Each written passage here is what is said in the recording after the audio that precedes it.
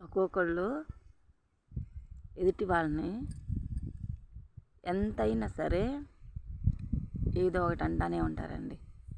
ఎన్ని మాటలైనా అంటూ ఉంటారు, కానీ వాళ్ళు భరిస్తూ ఉంటారు అనుకోండి.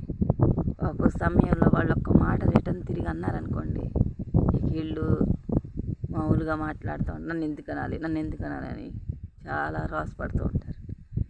కానీ అలాంటప్పుడు నువ్వు ఒక మాట అంటేనే నువ్వు భరించుకోలేనప్పుడు ఎదుటి వాళ్ళని ఎన్ని మాటలైనా సరే నువ్వు అనటం కరెక్ట్ కాదు కదా.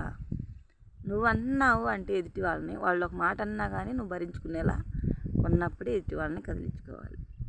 అంతే కదా, అంతే మరి. ఆలోచించుకోండి. మీరు భరించలేనప్పుడు ఒక మాట అంటే ఎదుటి వాళ్ళకు కూడా అలానే కోపం ఉంటుంది, అలానే నీలాగే రోసం కూడా ఉంటుంది. అంతే కదా. మరి నువ్వు ఒక మాట అంటే ఓర్చుకోలేనప్పుడు ఎదుటి వాళ్ళని మాట్లాడితే